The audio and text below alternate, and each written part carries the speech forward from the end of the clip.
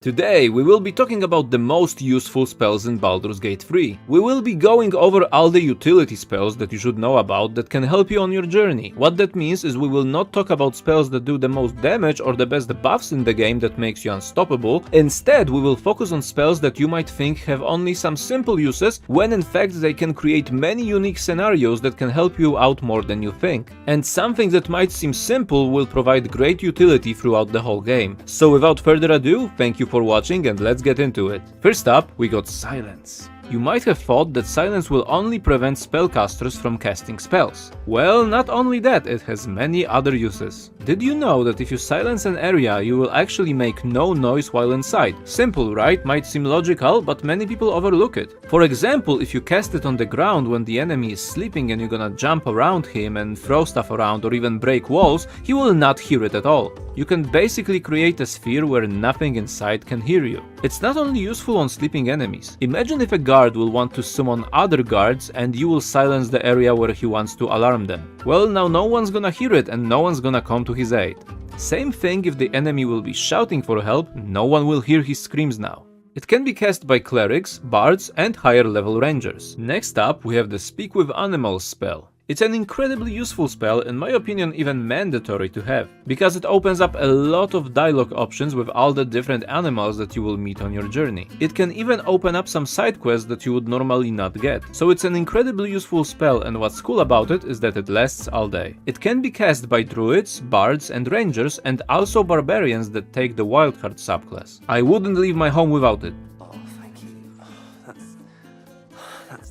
In similar fashion, we got Speak with the Dead, which can be cast by clerics and bards. It does exactly what it says. It lets you resurrect a corpse temporarily and ask it 5 questions, which you would be surprised how many corpses has dialogue on them. It can also open up some quests or help you investigate the killer way easier. But if the killer was you, the corpse will not want to talk to you. So you will have to use another spell like Disguise Self so that the corpse will not recognize you. It opens up a lot of dialogue options and it's very useful to have. Next up, we have Friends and Charm Person. It lets you persuade the person you're talking to in giving up information or thinking that you're buddies with them. Just remember that when the spell expires, similarly to stealing stuff, the person will come look for you and can actually accuse you of being charmed and you can get into massive trouble. So use it sporadically or make sure to run away after you use it. But I know it can have some dire consequences and sometimes you might return back to town and see it being hostile towards you, so be very careful when using it in towns and villages. Next up are skill enhancement spells, like Guidance, Thaumaturgy and Enhanceability. You probably used Guidance all the time already because Shadowheart has it as a cantrip.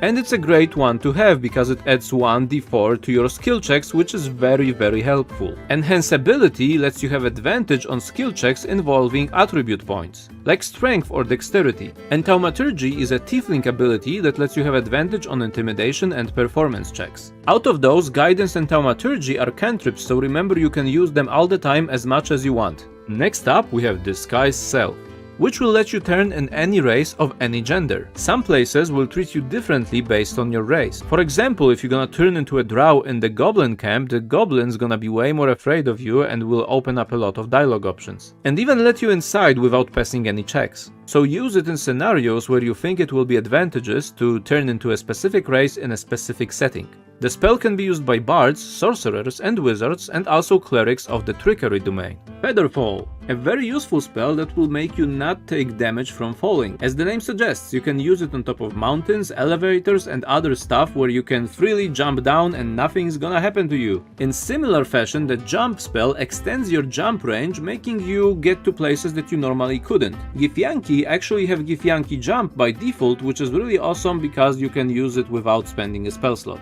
Misty Step, a very useful spell that basically works like a teleport. You can get to higher ground or lower if you want to avoid taking damage, and maybe you don't have Featherfall, for example. It's very useful especially for melee classes that don't have much maneuverability, like for example the Vengeance Paladin, who gets it as one of their bonus spells. It is very useful to reposition yourself or get to those faraway targets that are raining down spells on you or some other nasty stuff. Fly spell. As the name suggests, for 10 turns it lets you fly, which means you can freely move around terrain or even levitate. It can be very powerful as it basically combines all the previous spells that we just discussed together. It will be also very helpful in towns, especially in Baldur's Gate, because the town's gonna be huge and I'm sure fly is gonna help a lot with moving around. Just make sure to not be elevated somewhere in the middle of nowhere when the spell ends. Next up, we have the classic Invisibility. It can be cast by bards, sorcerers, warlocks and wizards. It lets you do exactly what it says, you will be invisible for some time. But there is some extra usage you should know about. First of all, being invisible will make you have advantage on your attacks, which means it will be way easier to open up on an unsuspecting enemy and make sure that you will hit. It will also enable the sneak attack of the rogue. Second use can be eavesdropping on conversations that you should not be around, and the third use is stealing. It will be way easier for you to sneak around the camp invisible, and you can loot some stuff from unaware vendors. Mage Hand, a simple cantrip and also a Githyanki racial spell, can be very useful to pick up items from afar and also throw them. You can also shove enemies if you're lucky. It can also be helpful to throw healing potions, which will actually heal your party. Just remember that Mage Hand takes concentration to focus on while having the spell active, but at the same time this additional action to throw, for example, can be invaluable. Also, as an arcane trickster, your Mage Hand will be invisible. Enlarge and Reduce Person. Enlarge and Reduce can be a very fun effect used by sorcerers and wizards, and is also a racial feature of the Duergar. You can, for example, enlarge a friendly target and you'll be able to throw them onto other targets, which can actually do massive damage in some circumstances. It also makes your weapons deal an extra 1d4 damage. On the other hand, you can also reduce person to being able to fit into some places that you otherwise couldn't. And there are a couple of those. For example, in early access in the Goblin camp, there is one hole that you can get into, and when you're smaller, you can actually get through.